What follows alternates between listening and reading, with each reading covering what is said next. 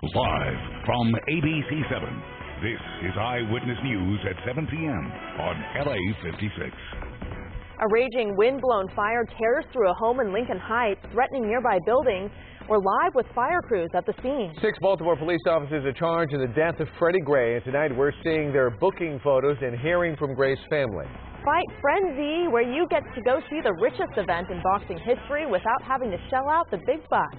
Good evening, I'm Mutube Shabazi in for Colleen Sullivan. And I'm David Ono. This is Eyewitness News on LA56, LA's only live local newscast at 7 p.m. Flames shoot into the sky as a fire burns at least one building in Lincoln Heights. Fire crews have since knocked down the fire after a desperate fight to save nearby buildings. Eyewitness News reporter Jory Rand is live at the scene with the latest. Jory, what do you see? Yeah, guys, things just beginning to wrap up here, but we are on Hancock Street. North Broadway is just about 100 yards away. The fire began behind this house, and we were just down this alley. We were going to show you exactly what was going on, but some of the power lines behind there were still burning, so everyone had to kind of back out of the alleyway. But things are coming to a close here. Let's talk right now to Chief Andrew Worden. What can you tell us how this started? What happened today? What happened today was Fire Department resources responded to 2344 Hancock, and we found it was a shed fire behind the structure that's behind me that was extended into the structure as well as to other outbuildings behind the home here, and got not only that shed going but several other sheds going and a motorhome going. And so we had quite an extensive firefight, difficult access with the power lines, as you said, and difficult to put that fire out. Any injuries, any homes, damage to any homes as well? Well, the damage is to the single-family dwelling that's behind me, as well as there's a commercial building behind me that also suffered some damage, as well as the other home across the alley here that's over to my left-hand side. In terms of injuries, anyone inside? No injuries.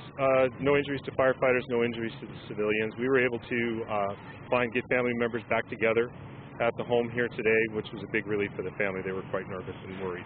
Chief, I appreciate it. Thanks very much. You're welcome. All right. Again, there were actually 3 buildings that were threatened. This is the one on Hancock right here. It started behind this home. If you pan over to the left a little bit, you can see that's a residence on North Broadway. That's the backyard of that house that was threatened as well. And if you go up and over this house on Hancock, there is a commercial business that was threatened as well. So 3 structures were threatened. Behind this is all charred out. There was an Airstream trailer that burned. There was a car that is completely burned out. There was a lot of destruction. And, of course, they had the power lines that were down. So they will be here well into the night taking care of this. But right now, as of now, the fire is out, which is good news, and no injuries as well. We're live tonight. Jory Rand, ABC7 Eyewitness News. Guys. Jory, thank you. It's another evening of protests and rallies in Baltimore where 6 police officers have been charged for the death of Freddie Gray. This is a live look from the ground now in Baltimore. You see people milling about. The curfew has gone into effect right now, but definitely a lot calmer than in days past. Eyewitness News reporter Carlos Granda joins us now with the latest developments. Carlos? Well, Baltimore's top prosecutor wasted little time announcing charges against these 6 officers. She said the way Freddie Gray was treated really amounted to murder and that no one is above the law. Crowds gathered to hear the news, and there were cheers when the state's attorney made the announcement. The findings of our comprehensive, thorough, and independent investigation, coupled with the medical examiner's determination that Mr. Gray's death was a homicide, which we received today, has led us to believe that we have probable cause to file criminal charges. Those criminal charges filed against all 6 officers involved in Freddie Gray's April 12th arrest. The most serious charge, second-degree murder, filed against Officer Cesar Goodson, the driver of the transport van where investigators say Gray suffered that deadly spinal cord injury. The indictment saying Gray should not have been arrested in the first place, saying the knife he was carrying was not a switchblade and thus legal in Maryland. And once he was arrested, officers never put a seatbelt on him and later ignored his repeated pleas for medical help. I was sickened and heartbroken by the statement of charges that we heard today, because no one in our city is above the law. Freddie Gray's family spoke out soon after, saying they're satisfied with the charges and calling for peace. These charges are an important step in getting justice for Freddie. And we ask that whoever comes to our city, a city that we love, a city that we live in, come in peace. And if you are not coming in peace, please don't come at all. No comment from the officers, but we heard from the police union. We believe that the actions taken today by the state's attorney are an egregious rush to judgment, and we have grave concerns about the fairness and integrity of the prosecution of our officers. President Obama says justice needs to be served and the officers are entitled to due process. It is absolutely vital that the truth comes out on what happened to Mr. Freddie Gray. All 6 officers charged in the death of Freddie Gray have turned themselves in, and all 6 posted bond and were released. Meanwhile, as we saw, the demonstrations in Baltimore continue, and the city will be under curfew again tonight. I'm Carlos Granda, ABC7 Eyewitness News. Carlos, thank you. Thousands walked through the streets of Los Angeles for various May Day rallies. This is what it looked like in downtown Los Angeles late this afternoon. Marchers wound through the streets to Grand Park, causing traffic tie-ups. This was just one of several rallies held today. Immigrant rights and pro-labor groups marched together in solidarity. One huge rallying point for both groups is raising the minimum wage in the city of Los Angeles to $15 an hour. Testimony today in the case of Nathan Campbell, charged for driving into crowds on the Venice boardwalk nearly 2 years ago. One person was killed, more than a dozen others hurt. Campbell, a transient from Colorado, was charged with 1 count of murder and 17 counts of assault with a deadly weapon. Prosecutors have said Campbell intentionally aimed at vendors and pedestrians as revenge against a drug dealer who ripped him off. The stepchildren of the woman killed in a February car crash in Malibu involving Bruce Jenner are now suing Jenner for wrongful death. Jenner has not been charged, and Eyewitness News reporter Melissa McBride has details of the lawsuit. It was just 1 week ago, Bruce Jenner told the world in an exclusive Diane Sawyer interview he identifies as a woman. Now the reality star and former Olympian faces a new struggle, but this one will play out in court. Jenner is being sued for negligence and wrongful death for his part in a fatal accident in Malibu. Authorities say 69-year-old Kim Howe died when her Lexus was rear-ended by Jenner's Escalade and pushed into oncoming traffic on PCH, as seen in this animation. Howe's stepchildren allege Jenner was careless and speeding, and he caused her death. Their attorneys issued this statement. So far, no one has accepted responsibility for the collision that resulted in Ms. Howe's death. Her children feel an obligation to bring the truth to light and seek justice for Ms. Howe. It's unknown at this time if Jenner will face any criminal charges. The Sheriff's Department is still investigating the February 7th accident. DMV records show Howe's license had been expired since 2007.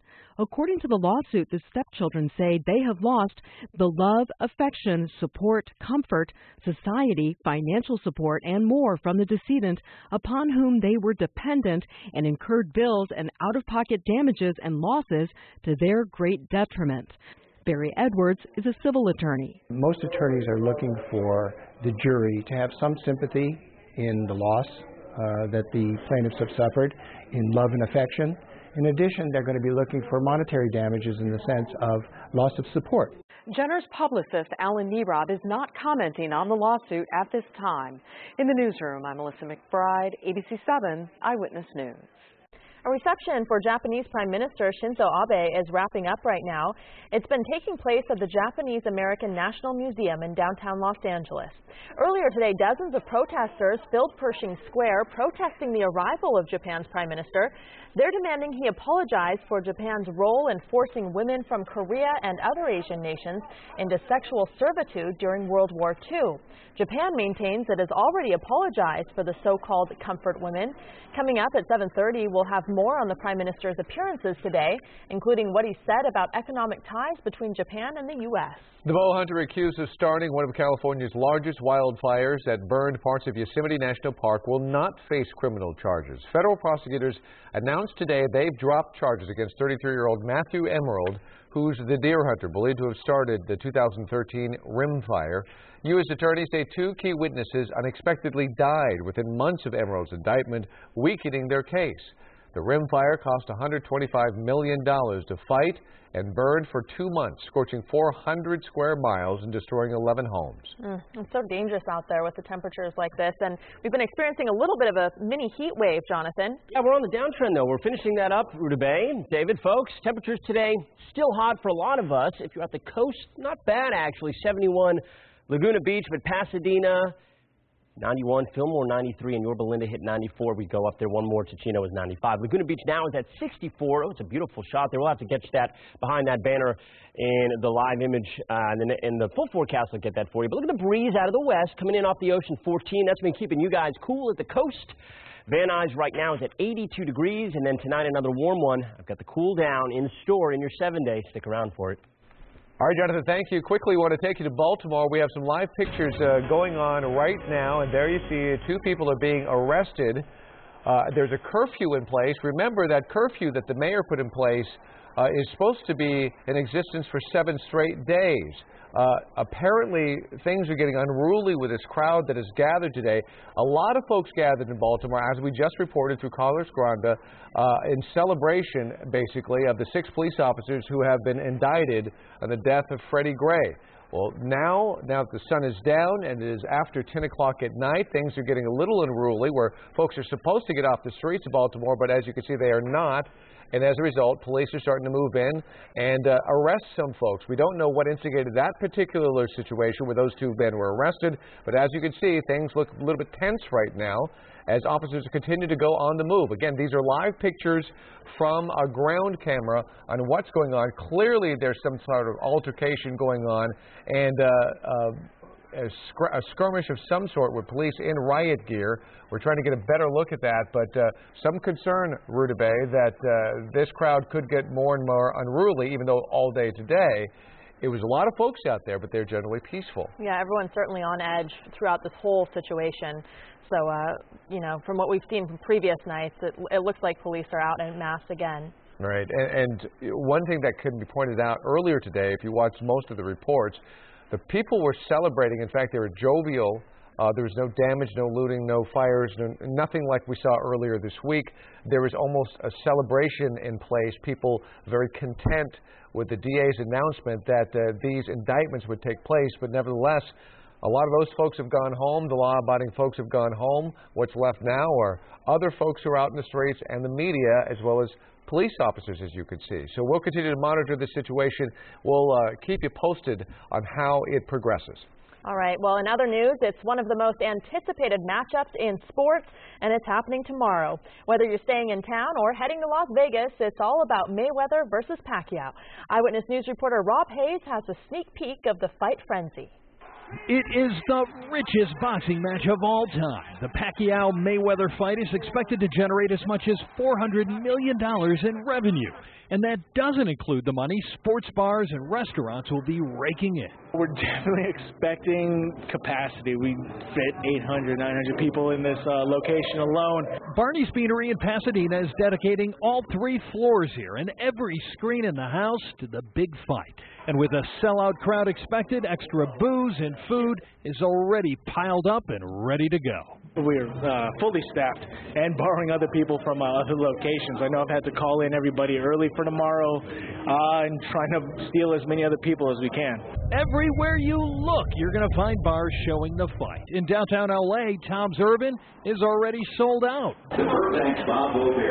Meantime, Southern Californians determined to be closer to the fight are boarding planes and headed to Vegas, even though most won't be ringside. We're going to see it on closed circuit. Can't afford those tickets to see it at the arena. I got to eat and feed my kids, you know. Others planning to watch from home. And not just the big fight, Saturday's being billed as the biggest sports day in decades. On top of the fight, you have Game 7, Spurs-Clippers, baseball games, hockey games, the Kentucky Derby. It's insane. If you're a sports fan, this is what you dream for. Now, watching the big fight is gonna cost you pay-per-view and high definition is $100. If you come here to Big Wings in North Hollywood, they're charging $25 a head, and over in Pasadena, it is $40 per person over at Barney's Beanery. In North Hollywood, Rob Hayes, ABC7, Eyewitness News. Folks are making some money on that fight, aren't they? I thought the whole point not going to the fight was that you got to save money and just watch it without spending money. Well, for $99. Yeah. Party at David's. Yeah, come on Party over. At David's is free. Don't tell Garth, all right? Up next, new pain at the gas pump. Prices soared again overnight and have been increasing for 2 straight weeks. Why the price hikes could soon get even worse. Plus, where a topless protester stole the show at a news event on women's health. And this story. I imagined he was a superhero, and he is. An emotional reunion as a young girl meets the bone marrow donor who saved her life.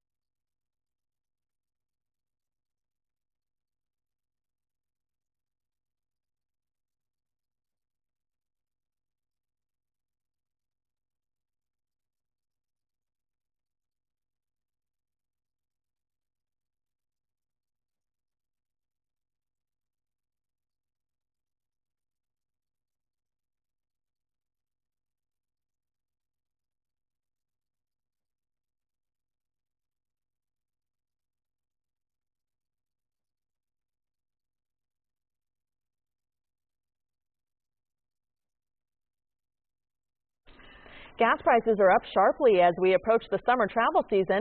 Eyewitness News reporter Amy Powell explains why and has reaction from drivers who are paying more at the pump. Gasoline prices are changing fast in the Los Angeles area, and these are not the numbers drivers want to see. The average price of regular rose more than 11 cents a gallon overnight. It's painful on my pocket. I mean, I wasn't expecting to come out today and have to pay $4 for gas when last night it was cheaper, still expensive, but cheaper overnight. It's ridiculous. It was $3.49 like 2 days ago, and then I saw this price and I was not exactly happy about it.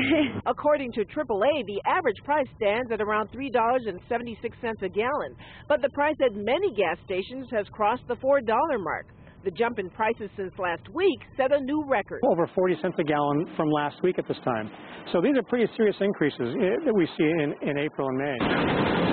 Earlier this year, LA Motors were enjoying prices that dropped to the mid-$2 range, prices not seen in the county in about 6 years. It had gone down quite a bit, and then it came right back up. Some drivers are making changes to ease the pain at the pump. I got rid of my gas truck, which I tow a trailer for work, and switched to a diesel truck, which it's bigger than my last truck, but it gets better mileage. Experts blame the increases on Southern California refinery issues. The ExxonMobil refinery in Torrance has been down for a couple of months and is expected to continue being repaired for quite a few more weeks. There has been some shortfalls in production in some refineries in Northern California and Southern California. And there's word that a refinery in El Segundo is shutting down for maintenance, and that's likely to lead to more price hikes. In Valley Village, Amy Powell, ABC7 Eyewitness News. All right, the weekend is here. Another hot day we had to endure, several in a row. And the question is, when's going to go cool down, and what's our weekend like? Here's Jonathan Novak. Wow, you've got about another day to get through here, David, before things really start feeling a little bit more comfortable as we head into the weekend. Today, again, not a record kind of breaking day, but temperatures were above average. Around the 90s in the inland spots. Downtown LA was in the 80s. The coast, you guys have been consistently, I would even say cool. This is a live shot of Laguna Beach. I was showing that to you earlier, but we have the graphic in front of it. It's just too nice to miss that one. You guys have some good stuff there, Laguna Beach, looking out to sunsets today. 64 Is your current temperature, some light winds out of the west at 14. All right, temperatures around the area. I was just talking about how everybody's been under the gun with the heat inland, but the coast, look at that. Santa Monica 64, Oxnard 62. You've had it nice. This weekend will all start trending downward. Here's what's happening. High pressure has budged to the east. It started shifting. In fact, you can see, we always talk about that ridge of high pressure, that arc. Look where it is here now. It's to our east, all right? So as that is the case, we see those winds starting to shift with a trough to our west coming in from the ocean, all right? So we get that onshore flow. That's going to bring the moisture content up in the atmosphere, and that means that we have some clouds, we have some temperatures dropping. So 80 tomorrow in Los Angeles is a little bit more bearable, still around 90 in the IE, but not the mid-90s like we've seen as of late, and still in the 70s at the coast. Very nice, and we'll talk about the beach forecast here in a second. It could get a little rough in the waters tomorrow and Sunday with a high surf advisory. Los Angeles, Metro and Orange County powered up by AccuWeather. This is your 7-day. 80 tomorrow, and we're down close to average on Sunday. We're below it on Monday, Tuesday, Wednesday, and it looks like we could get a chance of showers. We have it in there come Thursday with enough of an onshore push, right? Enough moisture in the air. It's still a ways off, but a slight chance there, and also for the Valley's IE. But for you, for tomorrow in the Valley's IE, 89, so another kind of hot day tomorrow. You got to get through that, and then 70s on Sunday, a big drop. That's a pretty significant drop in 24 hours there, Saturday to Sunday, and then into the lower 70s from Tuesday on. The beach forecast has some clouds and morning fog, possibly some big surf, especially on Sunday, 4 to 6 feet. For the surf on Saturday, maybe even higher on Sunday. Will be higher on Sunday. The mountains look nice and mild for a few days. You're back into the 50s next week, middle to the end of next week, and the high desert's looking, I'd say hot tomorrow, 85, and then warm and breezy from Sunday on. That's your forecast. We have more coming up in a few minutes. Back to you. All right, Jonathan, thank you. Welcome. An emotional scene today at the City of Hope Medical Center. Hundreds of bone marrow recipients and donors came together to celebrate life, and health specialist Denise Sador brings us some special moments from that celebration. Backstage, 9-year-old Amanda Cooper waits anxiously to meet the person who saved her life. But right now, it's 16-year-old leukemia survivor Yesenia Portillo's turn. The Gardena teen's bone marrow donor is standing just a few feet away, but she has no idea that's him. This day has come when I will meet this special person.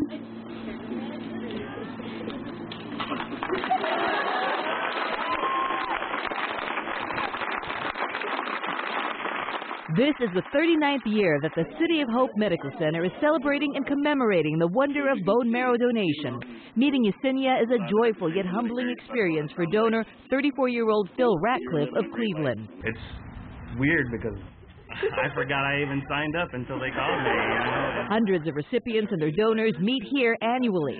The day feels more like a family reunion where long-lost relatives get to find each other. To see the diversity and how quickly that person becomes a member of that person's family. I've dreamt of this day, but I never thought it could come true. And I'm so happy. For so long, I prayed for him. On stage, it's Amanda's moment. I imagined he was a superhero, and he is part of me, and I know that I already love him. 2 years ago, she was dying from myelodysplastic syndrome. Her donor, 24-year-old Lars Nyland of Germany, couldn't help but be moved by her gratitude. For me, it was not a big deal.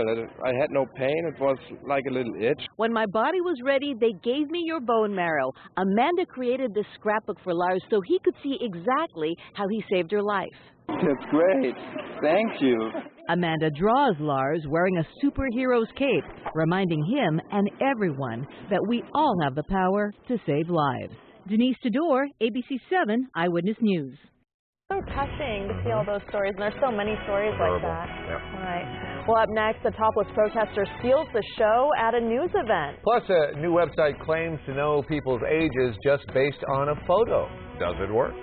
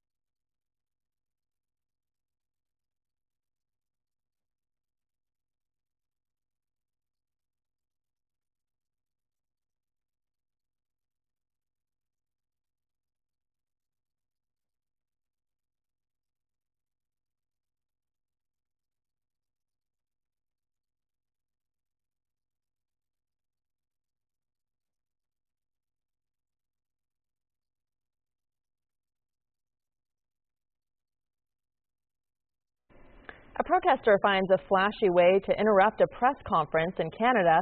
Quebec's culture minister was at the podium when a well-known feminist activist stormed up front shouting, "My uterus, my priority," and "No to Bill 20" while pulling her top off. It took 20 seconds before security could throw her out of the room. Critics say Bill 20 will affect access to health services like abortions, but Quebec's health minister denies that claim. Well known, apparently, huh? Apparently. It does that quite often. Finally, a definitive answer to the age-old question, how old do I look? Microsoft has just released a new website called howold.net, which calculates your age based on a photo. For example, here's a picture of the Beverly Hills 90210 cast. The site actually thinks Ian Ziering is 52 when he actually was only 26 when they started filming. And we decided to test the site out ourselves. Take a look. According to the website, David is 42 and I'm 36, which is not exactly accurate. Right, David? Well, it's pretty old for me. I think David is happier with the results than I am. No, I'm not. I'm very upset. I mean, it's 5 years older than what I really am. That's a great picture, though. I really like that. Yeah, that stoic look. Took it in high school, by the way. Microsoft did put out a disclaimer saying it's still improving its tools. So you're not 36? Way younger than 36. Way, way younger. Not according to that. We are updating the evening's top stories next at 7:30, including what the Japanese Prime Minister is doing tonight here in Los Angeles. Plus, he spent 4 months in jail for a crime he didn't commit. Today, he talked to Eyewitness News about both his arrest and settlement with the city of Freya. And a judge who sparked outrage when he reduced the sentence for a child rapist is served recall papers by a local group, and we have reaction.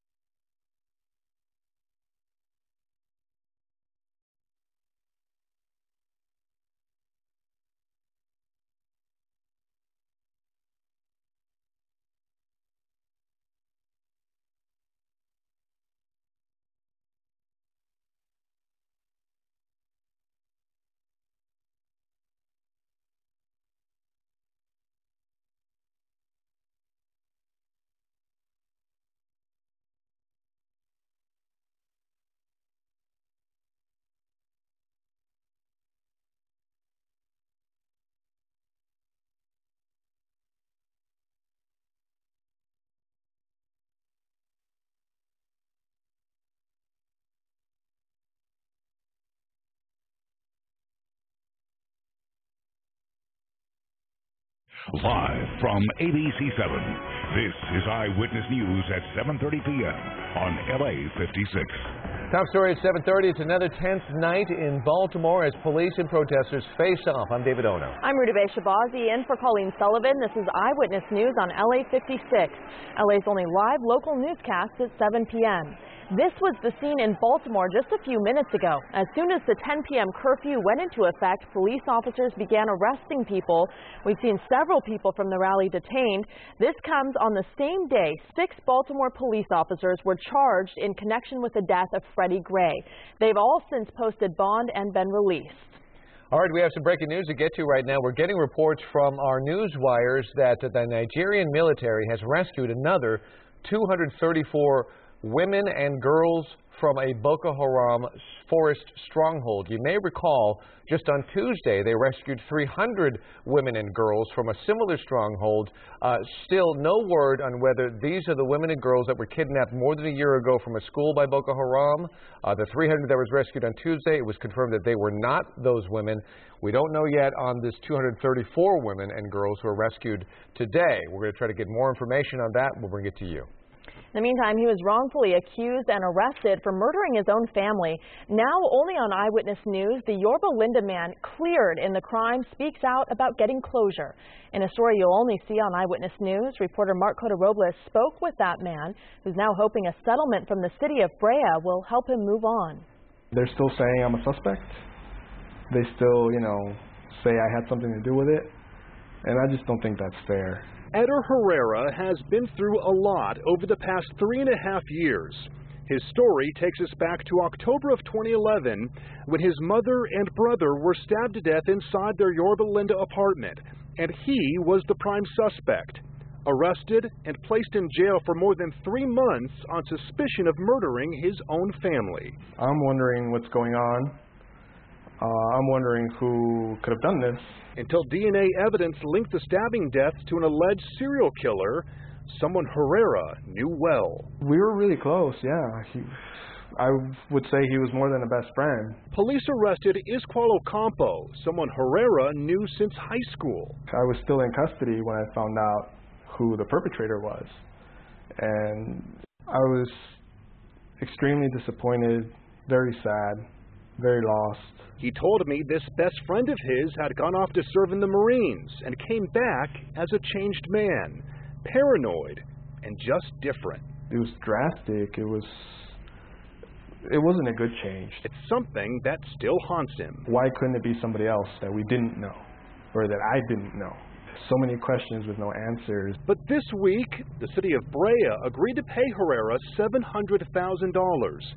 Police said the judgment eliminates the risk of an expensive trial, damages, and attorney fees for the city, but it does not admit liability. I want to think that it's over or that, I finally have closure, but it doesn't feel like it.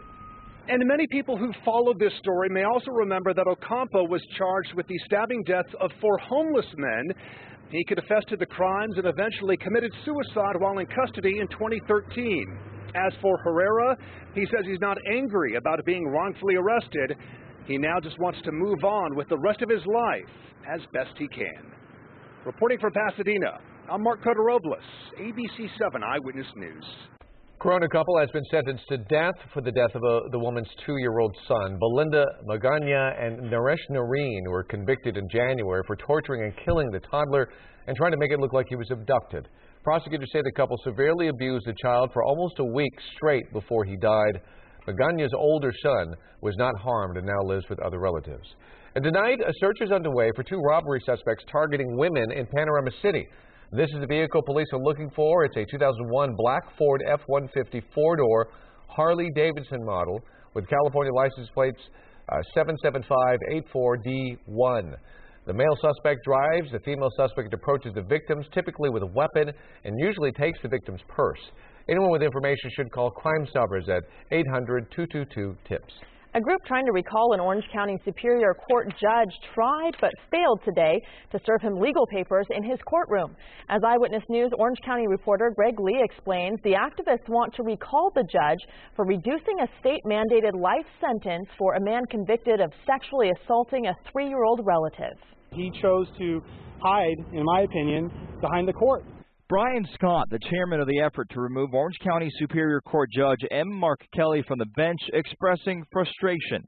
Flanked by victims' advocates, Scott said he attempted to serve Kelly with a notice of intent to circulate a recall petition.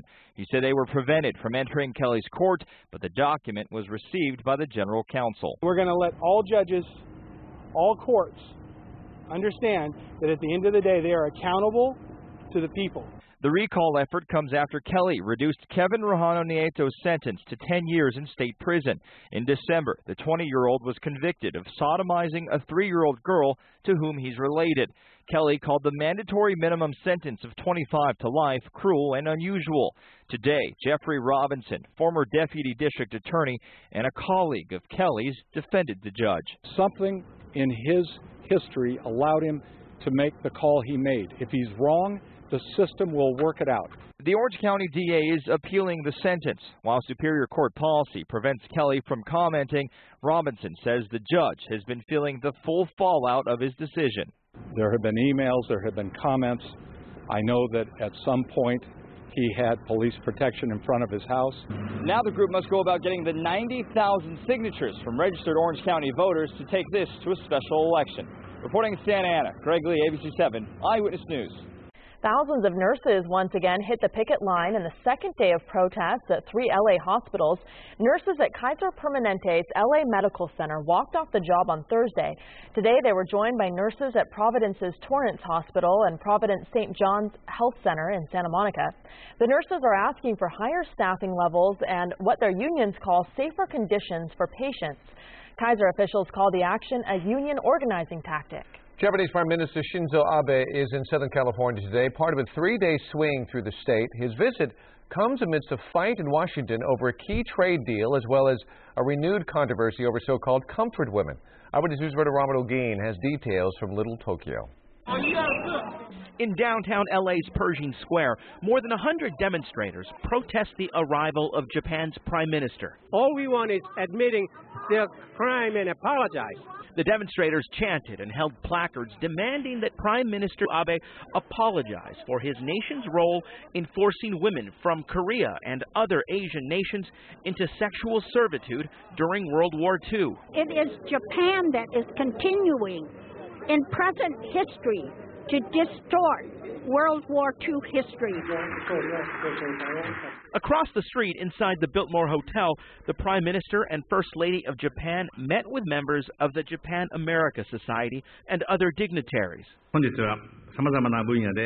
Speaking through an interpreter, Abe said the economic ties between the U.S. and Japan are strong and have the potential to get even stronger. Abe was introduced by L.A. Mayor Eric Garcetti. While Europe and the East Coast of the United States may have referred to Japan as the Far East, to us, you've always been the Near West. And while the talk inside the Biltmore focused on the bonds between Los Angeles and Japan, there was no talk of the protests outside. Japan maintains that it has already apologized for the so-called comfort women, the sex slaves held by the Imperial Army 70 years ago. In an interview with our David Ono, the Prime Minister's spokesman addressed the issue. Prime Minister Abe repeatedly said that I'm deeply pained to think of a comfort woman who suffered immeasurable pains. The Prime Minister is wrapping up a 3-day tour through Los Angeles after meeting earlier this week with President Obama in Washington. Reporting from Little Tokyo, Robert Olguin, ABC7 Eyewitness News. Up next, new trouble for SeaWorld, why the park has been cited. Plus, the latest on the guilty plea from key figures in New Jersey's Bridgegate scandal and what it could mean for Governor Chris Christie's presidential hopes. And I think you can start giving the AC a break sooner than later. I'll detail a cool down in 7-day forecast coming up in a few minutes.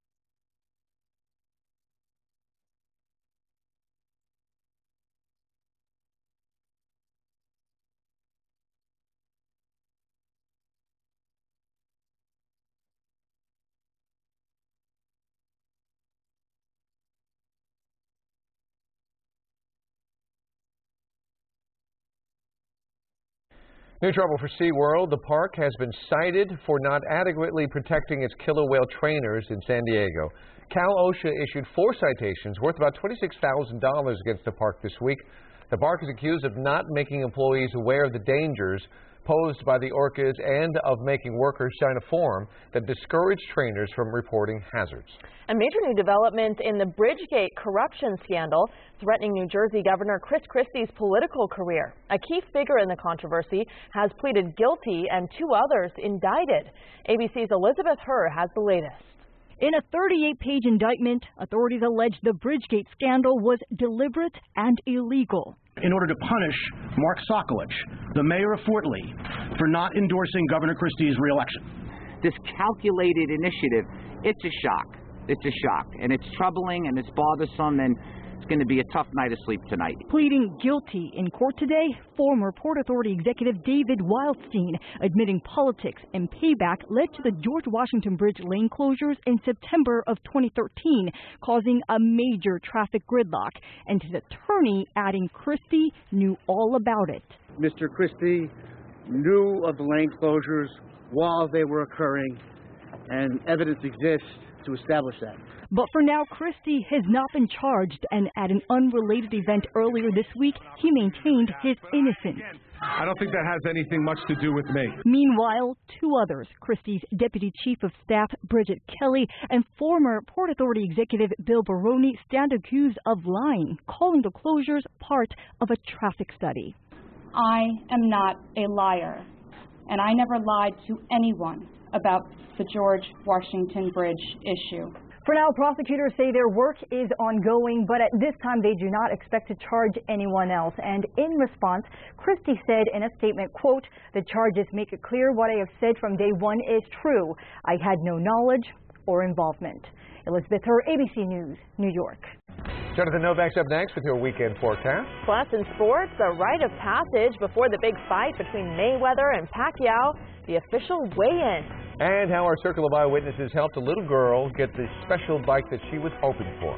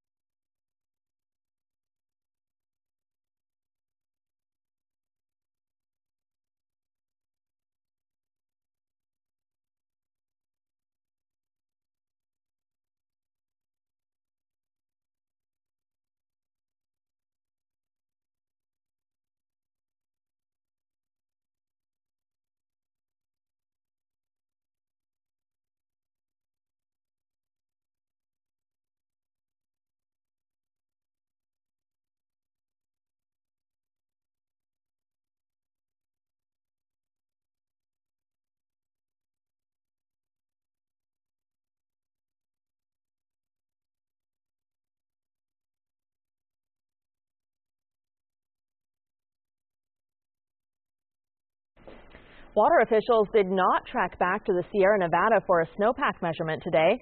That's because for the second consecutive month, there is no snow to measure. This is video from a measurement at the beginning of April, and you can see dry grass where there should be snow. Right there. Officials say conditions have only gotten worse since then. Recent readings show that the snowpack's water content is only about 3% of what it normally is this time of year. We say it all the time. Totally tragic. I mean, that is unbelievable. In previous years, there'd still be snow there. Yeah. And it's been dry for sad. so long. In the meantime, and to top it off, we have yet another very hot day, a dry day out there. Jonathan Novak.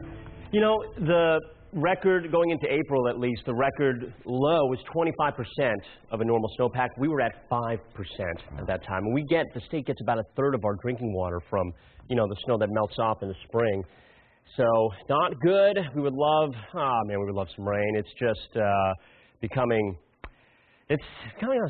have to get through the rest of this season, really, the rest of the year until next year comes around. Hopefully get some rain out there, some storms to make up for it next year. Until then, let's talk about some heat, because we have had some temperatures in the 90s for a lot of Southern California. This, by the way, is Laguna Beach.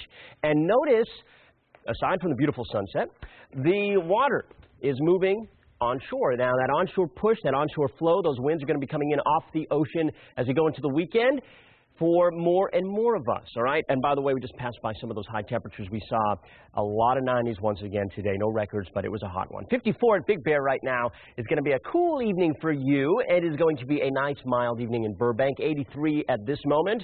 And temperatures around Southern California are shaping up a lot like you did yesterday. Just a little cooler, that's all. 83 in Santa Clarita, 89 still in Temecula, and let's head over to the coast there. We got Long Beach at 73 and Santa Monica at 64. This is pretty much status quo for you guys. So high pressure has been over us, but it has been shifting to the east. In fact, you see this arc right here. That's the high. Moving to the east, winds go around high pressure clockwise. See that? And you can see those clouds actually indicating that flow is changing as a trough of low pressure also develops here to the west. And that's going to help increase that onshore flow, bring the clouds back, bring the temperatures down, and make things a little bit more tolerable if you have had a little bit of an issue with the heat this week. So Friday night into Saturday, watch that high just continue to drift slowly to the east, and that low slowly kind of dig in here over Southern California. By Monday, we're looking at temperatures in the 60s as a result. It's going to be a comfortable work week ahead.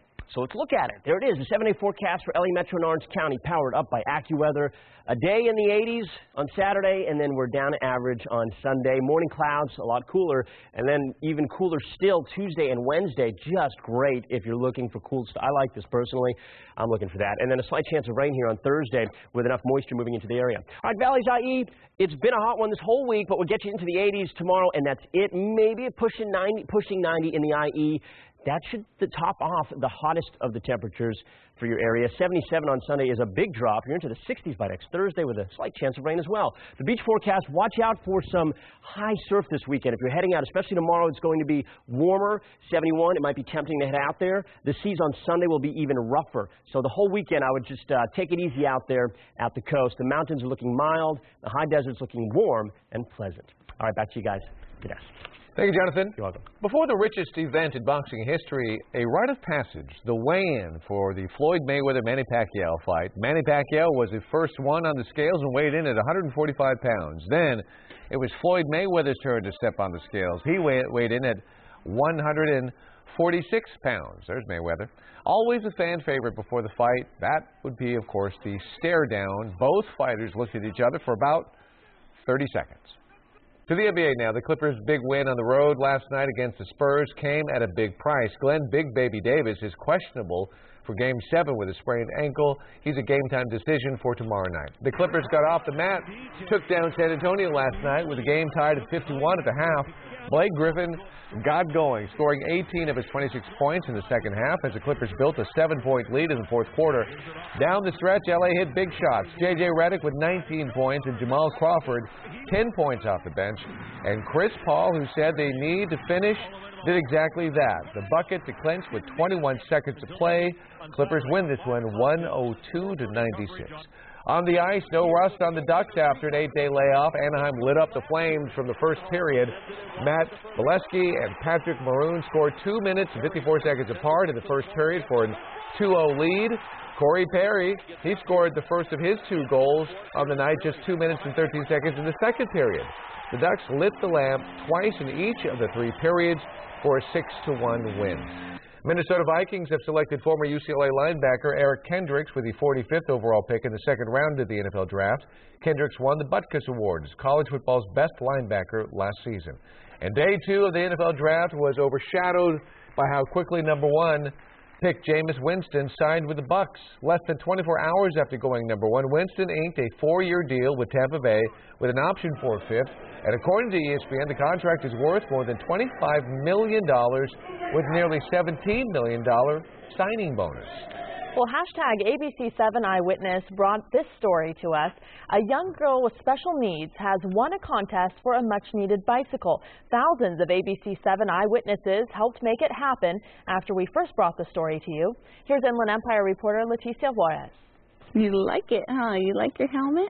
Ashlyn Aguilera is getting ready to go on a bike ride, something she never got a chance to do with her family until now. We've had so many limitations.